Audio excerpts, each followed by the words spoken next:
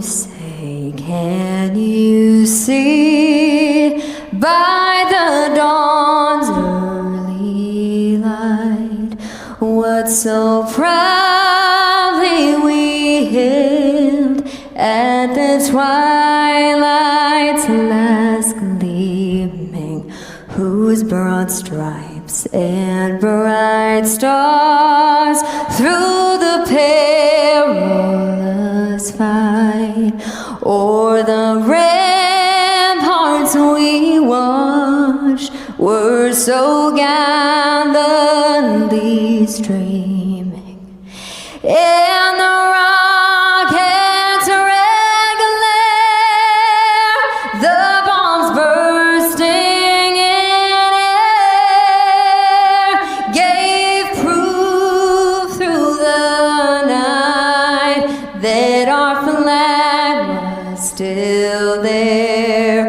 Oh, say does that star-spangled banner yet wave o'er the land of the free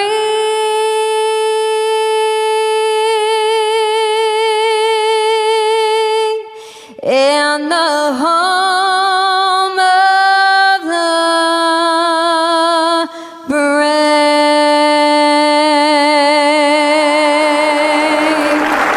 God bless you all. God bless America. Ladies and gentlemen, please welcome Independent Women's Chairman Heather Higgins, presenting the Barbara K. Olson Woman of Valor Award.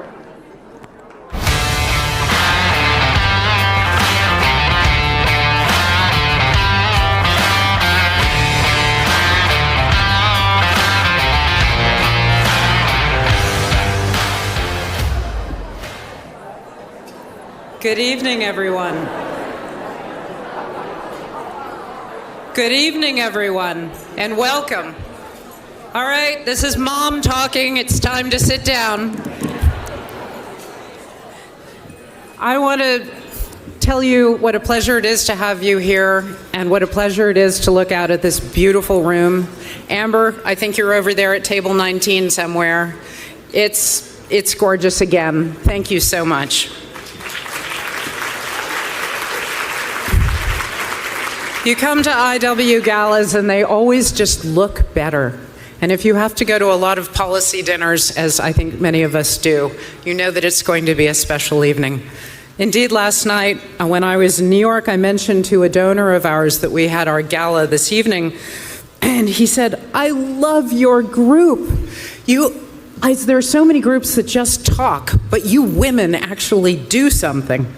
So I want to say, as the women's group that actually likes men, that we know that there are many men who do actually do something, not least our occupant of the White House, who is a doer par excellence, and also many of our guests who are here this evening. It's so appreciated that you are doers, not just talkers, which particularly in Washington is a really refreshing change. I want to say, indeed, looking around this room, that it's clear that we've assembled an extraordinary group of people, male and female, who value being effective and having impact. You are some of the brightest, most accomplished, and most generous individuals anywhere, and I must say, a very handsome and impressive group, and you clean up very well. I'd like to begin by recognizing just a few of the outstanding individuals and organizations who help make tonight possible. First, a huge thank you to our diamond level sponsor, Johnson & Johnson.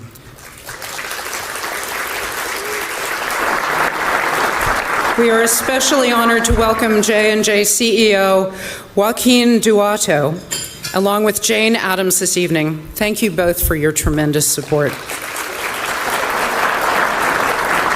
A special thank you as well to our platinum sponsors, the Diana Davis Spencer Foundation, the Mike Rowe Foundation, and the Dick and Mary Beth Weiss, who are not yet a foundation, they're just with us.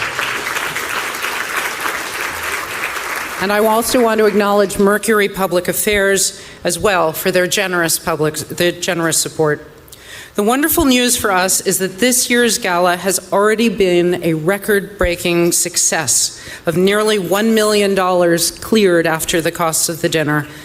And I want to say, if any of you want to feel your angel wings growing just a little bit more this evening by putting us over that $1 million number, go find Amber at table 19, and we will not say no. We are deeply grateful to every sponsor and supporter here tonight. While I'd love to name each of you, that would take us through dessert, so I strongly recommend that you look at your programs. We also have some notable and much appreciated administration officials in attendance tonight that I'd like to highlight, including Secretary of War Pete Hegseth,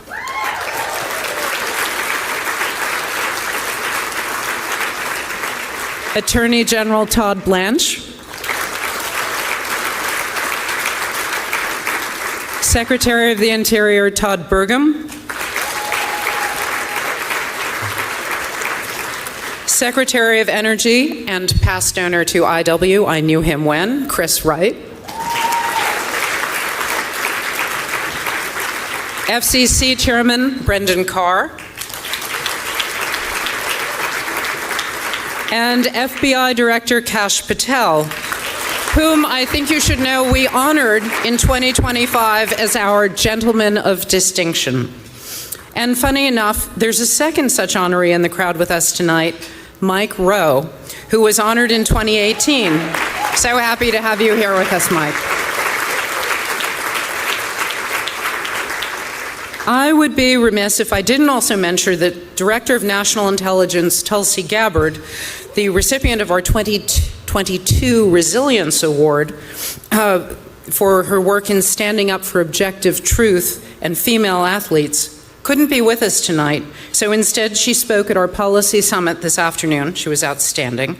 And her principal deputy director, Aaron Lucas, joins us this evening. Now, in the interest of full disclosure, this is Washington and we believe in full disclosure, Aaron had very little choice in the matter.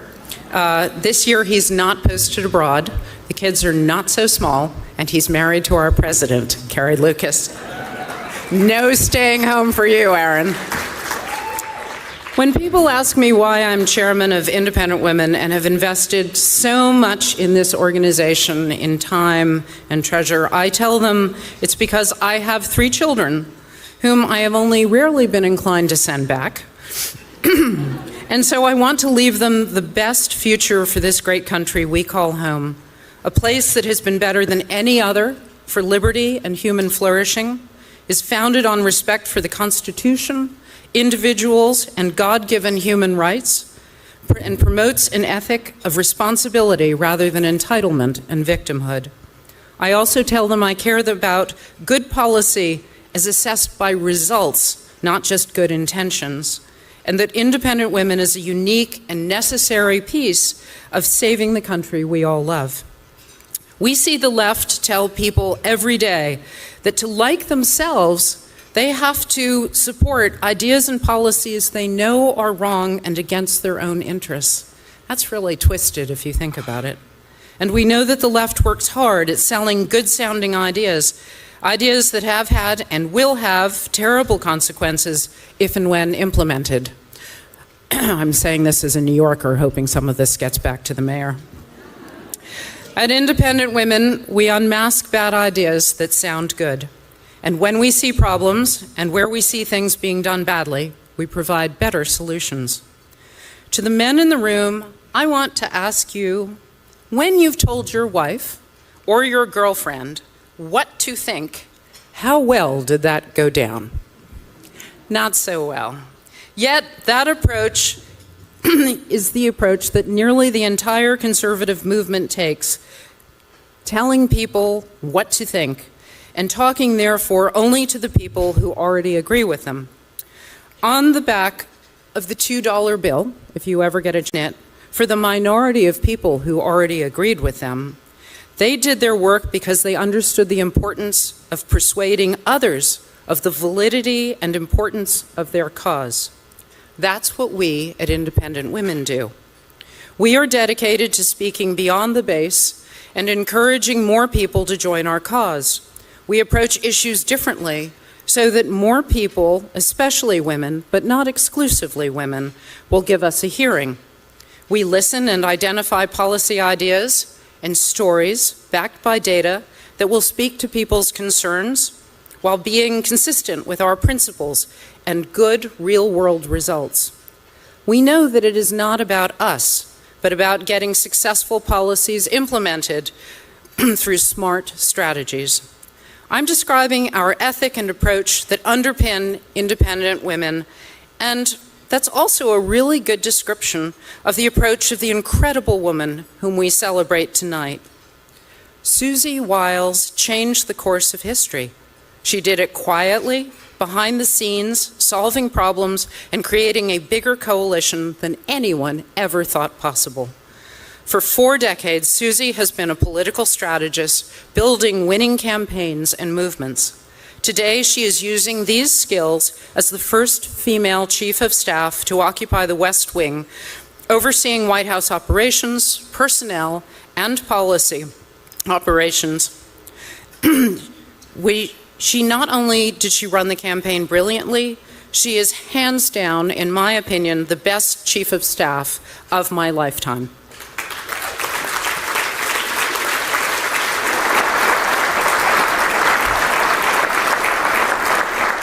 Part of why is she is all about getting stuff done, quietly and effectively, with impact, just as we at Independent Women do.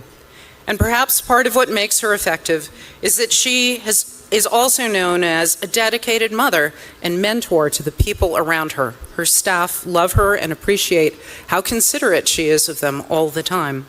She is tough, but the kind of tough that is about getting the best out of people, which is exactly the kind of woman that this award was meant to recognize. The Barbara K. Olson Woman of Valor Award is named after Barbara K. Olson, who died on September 11th in the plane that crashed into the Pentagon. Barbara was a co-founder of Independent Women's Forum and was herself a tireless champion of limited government and individual liberty. Barbara was the quintessential happy warrior, known as much for her eviscerating arguments as for her style and quick smile. Independent Women's Forum has bestowed this award on some of the most influential female leaders in the country, including Miranda Devine, Secretary Betsy DeVos, Kim Strassel, Kellyanne Conway, Ayaan Hirsi Ali, and Condoleezza Rice, among others. Tonight's awardee is wholly deserving of joining these impressive ranks. Susie Wiles, please join me on stage to accept the Barbara K. Olson Woman of Valor Award.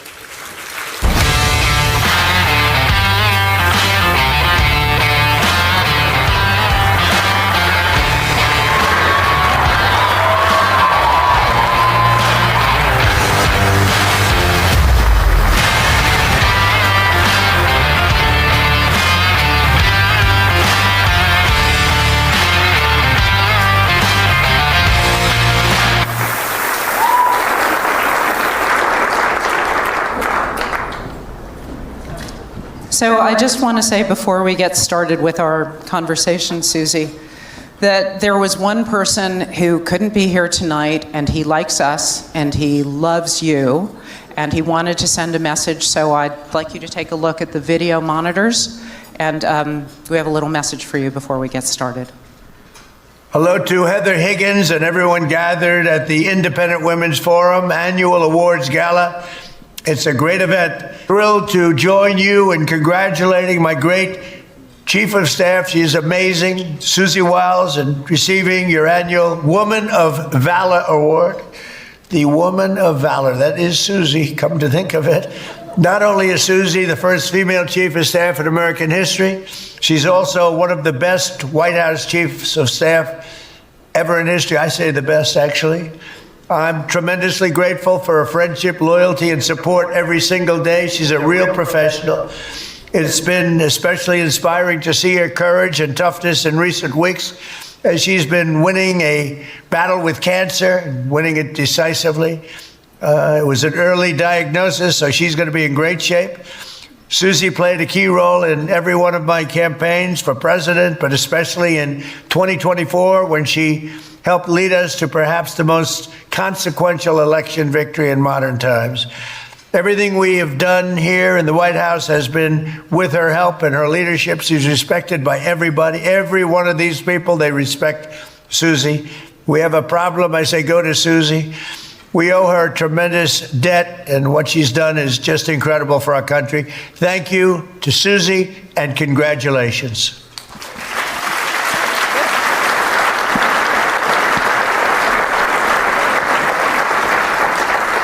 We're so grateful that he did that, and I hope you didn't know about it. We tried really hard to circumvent you. I walked in when he was filming it, but I didn't know what it was for, and I kind of ducked out the back door. So I didn't know. We went through hoops. It's very hard to get anything done in the White House without Susie knowing about it. So we here at Independent Women are huge Susie Wiles fans. Thank you. And we're so grateful that you've accepted this honor. Part of the reason that we think you're so amazing is that it's never about you. No. It's all about getting things done and being impactful and keeping things quiet while layers of smart strategy get a chance to unfold. There's tremendous discipline and focus that's required for that. And it's so rare. I mean, we're in Washington, where the oxygen of the place is self-aggrandizement. Why is it that you don't need the external validation that so many need, that you see in politics? And do you think that perhaps being a woman helps in that regard? Well, first of all, thanks to all that took the time to be here. I'm very honored. I looked at the list of who'd been honored before me and thought, oh boy, I don't deserve this rarefied air. And then I got here and saw a tactical team with the Secretary of War. So we should all feel very safe. I have never felt so safe. It's not about me. I mean, that's why it's easy to have it not about me. I'm not on the ballot. I just have a team, and the team is incredible. Many of them have been with me and with President Trump for years. And so it is easy to not be personal about it because it just doesn't require that. And yes, probably is easier because I'm a woman, but honestly, just look at the facts. If you make it about you, you're taking away from what the cause is really about. So I don't find it hard. Well, we appreciate it, and I believe that is truly the smart strategy. When you look back at your early career, did you ever imagine that you might end up in this kind of a role, shaping the future of our country, or did that path reveal itself over time, or did you only find out like yesterday, in 2024? I didn't. I was going to be an English teacher, and just happenstance led me to an early political job, and then I've been in and out of the field for some years. But this is the path God chose for me, and I'm here, and I'm doing the best I can every day. And that's what my recommendation is to everybody. Show up, do your best, work hard, have a great team around you, and success will follow. Was there a defining moment that led you to think that this might be where you wanted to be and what you wanted to be doing? You mean White House Chief of Staff? Or that in the whole political space? No, I worked as an intern on the Hill, a paid intern when I was young, because I could make more money there than waiting tables. I mean, honestly. And what about for White House Chief of Staff? When did that call to you? I thought about it sort of the last week of the campaign, whether I would want to stay in Washington, whether I would go back to Florida, and didn't really think deeply about it. And then a couple of days after the campaign was over, the president called me in and said, I hear you don't want to be my chief of staff. I said, well, where'd you hear that? So here I am. Was there a risk you took that in hindsight really shaped the trajectory of your career? Early on, I took a number of years off work at all, and certainly this business. And when I went back to work after my children went to school, my first job was working for a good friend of mine, because she was a good friend of mine, but she was also a member of Congress. And I've kind of been in that pathway ever since. And in recent years, the biggest risk I took was I think in 2016, I had a couple of Floridians in the presidential race who I really adored, one of whom is the Secretary of State now. And yet I wanted a disruptor. And I looked around at the disruptors in the field and said, I think Donald Trump's the one. We were the 17th string. We were the last people chosen, the last people with experience, and yet here we are. So that was a big risk that certainly changed everything for me and made life completely different and better than I ever could have imagined. What did you see that made you think that a disruptor was what was needed?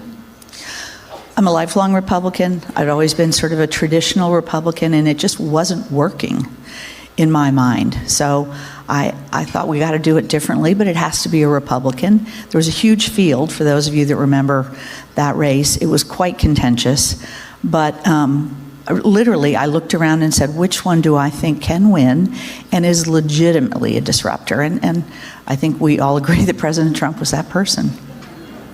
I think they need you in the Senate. Yeah. So you've been in this game a long time, and part of that world is navigating relationships with an often hostile media.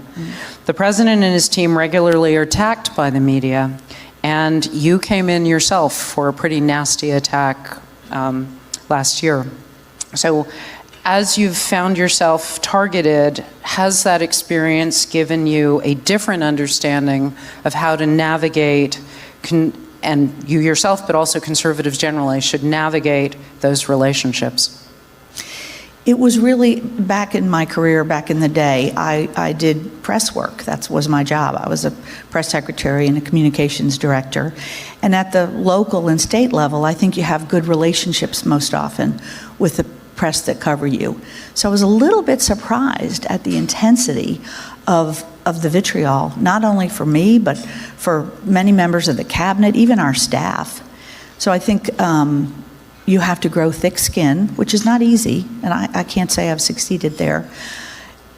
I resist the temptation to correct everything that's wrong, because you'd spend all your day and night doing that. And I stay off Twitter because that makes me crazy when I see all that criticism. But honestly, you just have to get up every day and do your job again and not let the critics get to you. Easier said than done, but that is my way of operating. So are you still, one assumes, back-channeling with media, or are you now much more careful about who you talk to? And much more careful, and if I do it, I get in trouble at the White House. So because I do it at 1 o'clock in the morning, and so I don't. I have a couple of friends in the reporter ranks, but we keep it to friendship. I don't. I leave it to the others. Okay. So we should assume that if there is a quiet conversation with the media, it's something that the president wants put out there. Yeah. Just J.D. Vance told a story about sort of market testing an idea deliberately that way. Have there been many of those? Not too many. Not for me. Okay. I know they go on, though. So this is a more, I've thought about what it must be like to work in that White House. Maybe you're one of those lucky people who only needs 4 to 5 hours of sleep a night. No. But if not, or even if you do, how do you manage working for somebody who never sleeps and in a White House that operates on Trump time? How do all the normal mortals who need to function manage that? I am not one of those people that doesn't need sleep. I actually do very much. But in the campaign, when I go to sleep early, and Dan Scavino, who I'm sure many of you know, is a night owl, so we divide it. And I get the early calls and Dan gets the late calls. And that's the way we've sort of navigated over a couple of years, making sure we all get enough sleep, even if the president doesn't. Okay. Is there a misperception you often wish that people understood better about the White House and how it functions and the president? Oh, yes. Yes. We work hard. Many people make sacrifices. They have young families. They have marriages that they're trying to keep intact.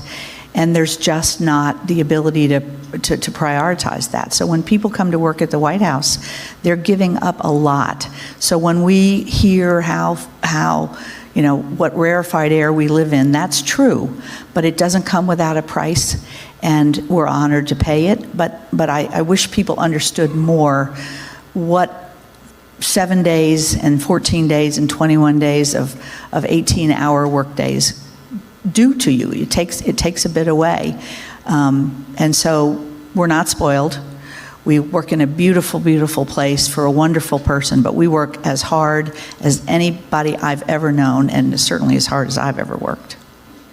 Can you share a moment that didn't go as planned and what leadership looked like in that moment? That's every day at the White House. Tell us some stories. I can't tell you stories. Well, but there's some stories you can but tell. It's the Trump White House is nimble. That's dynamic. Those are the nice ways of saying it changes every day. And so you just really, I had a head start because I went to work almost full time for the president in 2021. So I've been watching this movie a while. And you just have to roll with it. You never know what he comes downstairs with in the morning, but whatever it is, you have to move it forward and deal with it. So life is not, the surprises are not surprised. They are what they are every day. Okay. The kind of work you do requires intensity, resilience, and long stretches of pressure, just by definition. What helps you stay grounded in the midst of it all? Well, when you introduced yourself and talked about yourself, you talked about your children, one of whom I understand works with us. Is that right? One of your children works with us? She may even be here. I don't know if Kevin Hassett let her go. I see you, Delaney. Yeah, so one is a Marine, one is working in the White House. The third one jokes that the first two are on the public dole, so he has to be in the private sector making money, so he's with a startup in Austin. So, I have 2 daughters, grown daughters, and a grandson. And so I wake up every morning thinking about what I can do just in my little piece of the world to make the world and their lives better going into the future. That is enough to motivate me. Others may need more. I don't. That's all I need.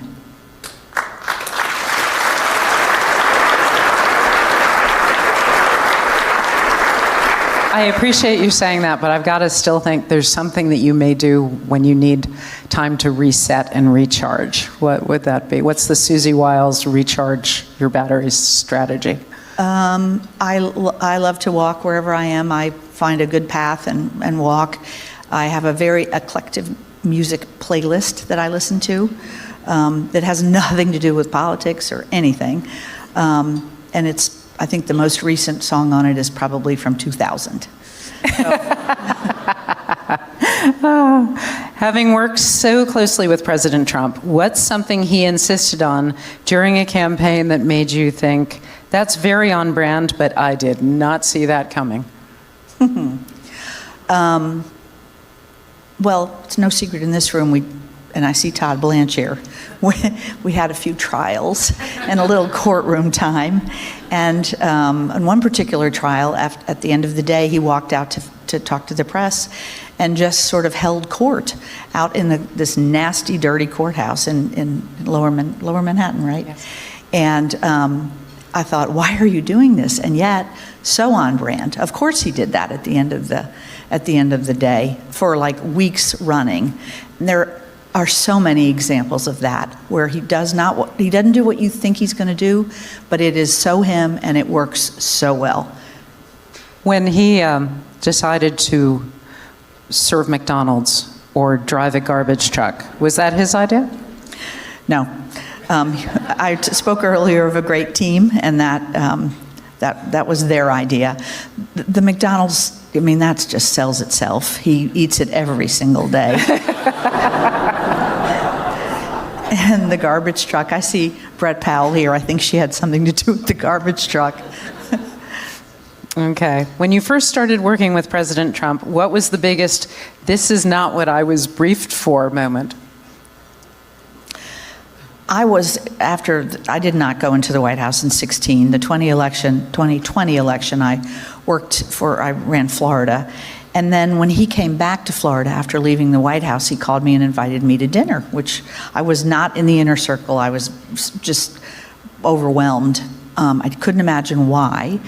I drove down to Mar-a-Lago, which I think he thought I live, 10 minutes from there, but it's really 4 hours.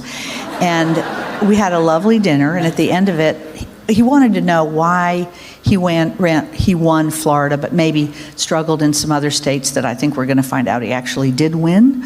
But I wrote like an after-action report, gave it to him to read, and as I was going out the door, he said, I have a PAC, and I think it has money in it, but I'm not sure, and I'm not sure who works there. Can you take that over? And I said, well, sir, I have a job. He said, no, you can do it in your free time. You can get it done in a week or so. And I did. So here I am. Very good. He does get value for money, doesn't he? He does. So we have only a few seconds. Do you have time for 2 questions? Of course. Okay. As you reflect on your career, what is a lesson that you learned that you wished you had known earlier? I really have always believed in the concept of a team.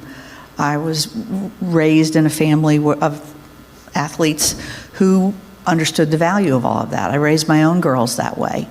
But the full extent of what you can do if you have good people around you, you don't want to get any credit, and you just want to put the best product out that you possibly can, is something I wish I'd known in my 20s. I didn't. Not like I do today. So I think that's what I wish I had known earlier. And finally, when you think about the legacy of your work, what do you hope people will say about your impact? I've not thought about that. I'm not leaving anytime soon. Thank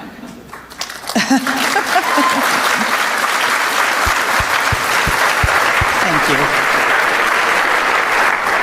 I guess I want to be known as somebody who was predictable, steady, considerate of everybody, the people that work with me and the people that maybe oppose me, or us. And we've moved forward at a pace that's almost inconceivable, and yet we continue to do that.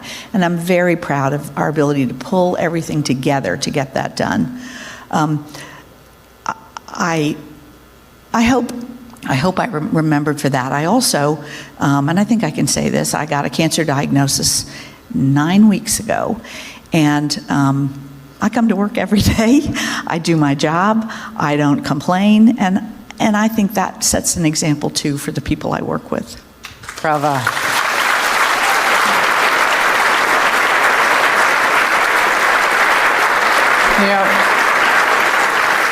We give out awards to honor people, but truly I think it is we who are honored by your accepting this award, and I'd like you all to join me in one more round of applause for Susie Wiles. Thank you so much. A woman of valor.